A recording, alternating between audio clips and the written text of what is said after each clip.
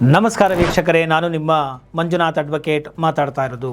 ಇವತ್ತು ಪ್ರತಿಯೊಬ್ಬ ಕಾರ್ಮಿಕರು ಅಂದರೆ ಕೆಲಸ ಮಾಡುತ್ತಿರುವಂತಹವರು, ಸಂಬಳವನ್ನು ಪಡೆಯುತ್ತಿರುವಂತಹವರು, ಪೇ ಸ್ಲಿಪ್ಗಳನ್ನು ತೆಗೆದುಕೊಳ್ತಾ ಇರ್ತಕ್ಕಂಥವರು, ಈಗ ಬೇಸಿಕ್ಕು, HRA, DA, CCA, ಈ ರೀತಿಯಾಗಿ CA, ಈ ರೀತಿಯಾಗಿ ಟ್ರಾವೆಲ್ ಅಲೋಯನ್ಸ್, ಈ ರೀತಿಯಾಗಿ ಕಂಪನಿಯವರು ಪೇ ಸ್ಲಿಪ್ಗಳಲ್ಲಿ ತೋರಿಸಿರ್ತಾರೆ. ಈ ರೀತಿಯಾಗಿ ಸಂಬಳಗಳನ್ನು ಪಡೆಯುತ್ತಿರುವಂತಹ ಪ್ರತಿಯೊಬ್ಬ ಕಾರ್ಮಿಕನು ತಿಳಿದುಕೊಳ್ಳಲೇಬೇಕಾದಂತಹ ಒಂದು ಹೊಸ ಕಾನೂನು ವಿಚಾರವನ್ನು ನಿಮಗೆ ಹೇಳಬೇಕು ಅಂತ ಬಂದಿದ್ದೇನೆ. ಪೂರ್ಣವಾಗಿ ವಿಷಯ ನೋಡಿ, ಇಷ್ಟ ಆಗಿದೆ ಆದಲ್ಲಿ ಇತರರಿಗೂ ಕೂಡ ಶೇರ್ ಮಾಡಿ, ಲೈಕ್ ಮಾಡಿ ಹಾಗೂ ಕಾಮೆಂಟ್ಗಳನ್ನು ಮಾಡುವುದರ ಮುಖಾಂತರ ತಮ್ಮ ಅಭಿಪ್ರಾಯಗಳನ್ನು ತಿಳಿಸಿ ಅಂತ ಹೇಳ್ತಾ, ಏನದು ಕಾನೂನು ಬಂದಿದೆ ಅಂತ ಹೇಳಿದ್ರೆ, ಈ ಹೊಸ ಕಾರ್ಮಿಕ ಸಂಹಿತೆಯ ಪ್ರಕಾರ 2026 ಏಪ್ರಿಲ್ 1ರಿಂದ ಜಾರಿಗೆ ಬರ್ತಾ ಇದೆ. ಉದ್ಯೋಗಿಯ ಮೂಲ ವೇತನ ಅಂದರೆ ಈಗ CTC ಅಂತ ನಾವು ಕರಿತೀವಿ, ಕಾಸ್ಟ್ ಟು ಕಂಪನಿ ಅಂತ. ಅಂದರೆ ಸಂಬಳ ನಿಮಗೆ ಕಂಪ್ಲೀಟ್ ಒಟ್ಟು ಸ್ಯಾಲರಿ ಏನು ಅದನ್ನು ನಾವು ಒಟ್ಟು ಸ್ಯಾಲರಿಯನ್ನು ಸಂಬಳವನ್ನು CTC ಅಂತ ಹೇಳಿ ಕರಿತೇವೆ. ಇದರಲ್ಲಿ ಬೇಸಿಕ್ ಸ್ಯಾಲರಿ ಅಂದರೆ ಮೂಲ ವೇತನ ಅನ್ನೋದನ್ನು 50% ಅಷ್ಟು ಇರಲೇಬೇಕು ಅಂತ ಹೇಳಿ ಈಗ ಕಾನೂನು ಮಾಡಲಾಗ್ತಾ ಇದೆ. ಈ ಬೇಸಿಕ್ ಸ್ಯಾಲರಿ ಏನಿದೆ ಇದರ ಮೇಲೆ ತೆರಿಗೆಗಳು ಬರೋದರಿಂದ, ಟ್ಯಾಕ್ಸ್ ಬರೋದರಿಂದ ಎಷ್ಟೋ ಕಂಪನಿಗಳು ಈ ಒಂದು ಟ್ಯಾಕ್ಸನ್ನು ಅವಾಯ್ಡ್ ಮಾಡೋ ಸಲುವಾಗಿ ಬೇಸಿಕ್ ಸ್ಯಾಲರಿಯನ್ನು ಕಡಿಮೆ ತೋರಿಸಿ ಈ DA, TA ಅಂದರೆ DA ಅಂದರೆ DRS ಅಲೋಯನ್ಸು, ಮತ್ತು TA ಟ್ರಾವೆಲ್ ಅಲೋಯನ್ಸು, ಮತ್ತು HRA ಹೌಸ್ ರೆಂಟ್ ಅಲೋಯನ್ಸು, ಈ ರೀತಿಯಾಗಿ ಅದರ್ ಅಲೋಯನ್ಸು, ಮಿಸ್ಲೇನಿಯಸ್ಸು, ಹೀಗೆ ಹಲವಾರು ಕೊಡ್ತಾರೆ. ಅದು ಜಾಸ್ತಿ ಮಾಡಿ ಬೇಸಿಕ್ ಸ್ಯಾಲರಿಯನ್ನು ಕಡಿಮೆ ಮಾಡಿ ತೋರಿಸ್ತಾ ಇದ್ದಾರೆ.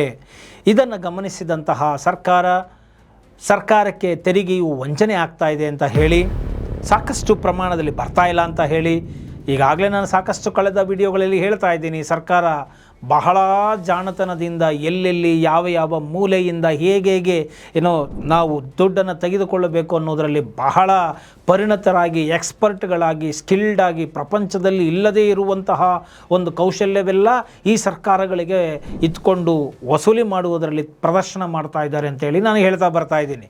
ಆದರೆ ಅಮ್ಯುನಿಟೀಸು, ಫೆಸಿಲಿಟೀಸು ಇದು ಯಾವುದೂ ಇಲ್ಲ.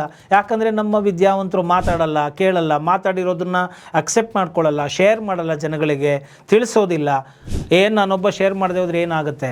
ಈ ಉಡಾಫೆಗಳು ಆದಷ್ಟು ಶೇರ್ ಮಾಡ್ತಾ ಇದ್ದಾಗ, ಜನಗಳಿಗೆ ತಿಳ್ಕೊಳ್ತಾ ಇದ್ದಾಗ, ಒಂದು ಸೋಷಿಯಲ್ ಮೀಡಿಯಾದಲ್ಲಿ ಕ್ರಾಂತಿ ಆದಾಗ ಪ್ರತಿಯೊಂದಕ್ಕೂ ಕೂಡ ಪರಿಹಾರ ಅನ್ನೋದು ಸಿಗುತ್ತೆ ಅಂತ ನಾನು ಇಲ್ಲಿ ಹೇಳ್ತೇನೆ. ಸೊ ಹೀಗೆ 50% ಮೂಲ ಇರಬೇಕು. ಆದರೆ ಇದನ್ನು ಉಳಿಸೋಕ್ಕೋಸ್ಕರ ಈ ರೀತಿ ಮಾಡ್ತಾ ಇದ್ದಾರೆ. ಉದಾಹರಣೆಗೆ ನಿಮಗೆ ಅರ್ಥ ಆಗಬೇಕು ಅಂತ ಹೇಳಿದ್ರೆ, ಒಬ್ಬ ವ್ಯಕ್ತಿಯ ಒಟ್ಟು ಸಂಬಳ 50,000 ಅಂತ ತಿಳ್ಕೊಳ್ಳೋಣ. ಆಗ ಕಂಪನಿಯ ಮೂಲ ವೇತನವನ್ನು 10,000 ರು ಅಂದರೆ 20% ಇಟ್ಟು ಬಾಕಿ 40,000 ರುಗಳನ್ನು ಭತ್ಯೆಗಳಲ್ಲಿ ನೀಡುತ್ತಿದ್ದರೆ, ಮತ್ತು PF ಕಡಿತವು 10,000 ರು ಮೇಲೆ ಮಾತ್ರ ಇರುತ್ತದೆ. ಅಂದರೆ 50,000 ಸ್ಯಾಲ್ರಿ ಇರುತ್ತೆ. ಆಗ ಏನು ಮಾಡಬೇಕು? 25,000 50% ಅಂದರೆ ಅಟ್ಲೀಸ್ಟ್ 25,000 ಬೇಸಿಕ್ ಸ್ಯಾಲರಿ ಅಂತ ತೋರಿಸಿ, ಮಿಕ್ಕ 50%ಅಲ್ಲಿ ಅವರು ಈ ಒಂದು ಬಾಕಿ ವೇತನಗಳು, ಈಗಾಗಲೇ ನಾನು ಹೇಳಿದಾಗೆ ಹೌಸ್ ರೆಂಟ್ ಅಲೋಯನ್ಸು, ಮತ್ತು ಟ್ರಾವೆಲಿಂಗ್ ಅಲೋಯನ್ಸು, DRS ಅಲೋಯನ್ಸು, ಇವುಗಳು ತೆಗೆದುಕೊಂಡು ಬರಬೇಕು. ಅಟ್ಲೀಸ್ಟ್ ಮಿನಿಮಮ್ 10% ಮಾತ್ರ ಈ ಒಂದು PF ಕಡಿತ ಇರಬೇಕಾಗತ್ತೆ. 10 to 20% ಬ್ರ್ಯಾಕೆಟಲ್ಲಿ PF ಕಡಿತ ಮಾಡಬಹುದು. ಅದನ್ನು ಬಿಟ್ಟು ಬೇಸಿಕ್ ಸ್ಯಾಲ್ರಿನ 50,000 ಇತ್ತು ಅಂದರೆ ಬೇಸಿಕ್ ಸ್ಯಾಲ್ರಿನ ತಗೊಂಬಂದು 10,000 ತೋರಿಸ್ಬಿಟ್ಟು ಮಿಕ್ಕಿದ 40,000 ರೂಪಾಯಿನಲ್ಲಿ ಇದನ್ನೆಲ್ಲ ತುಂಬಿಸ್ಬಿಟ್ರೆ ಅದು ತಪ್ಪಾಗುತ್ತೆ. ಸಿಂಪಲಾಗಿ ನಿಮ್ಗೆ ಅರ್ಥ ಆಗೋಗಿ ಹೇಳಿದ್ದೇನೆ. ಆ ರೀತಿಯಾಗಿ ಮಾಡಬಾರ್ದು ಎಂಬುವಂತಹ ಕಾನೂನನ್ನು ಜಾರಿಗೊಳಿಸ್ತಾ ಇದೆ. ಸೊ ಇದು ಎಲ್ಲರಿಗೂ ಬೇಕಾದಂಥ ವಿಚಾರ. ಇದನ್ನು ತಿಳಿದುಕೊಳ್ಳಿ. ಇಷ್ಟ ಆಗಿದೆ ಆದಲ್ಲಿ ಎಲ್ಲರಿಗೂ ಶೇರ್ ಮಾಡಿ. ನಮಸ್ಕಾರ. ಜೈ ಹಿಂದ್, ಜೈ ಕರ್ನಾಟಕ ಮಾತೆ.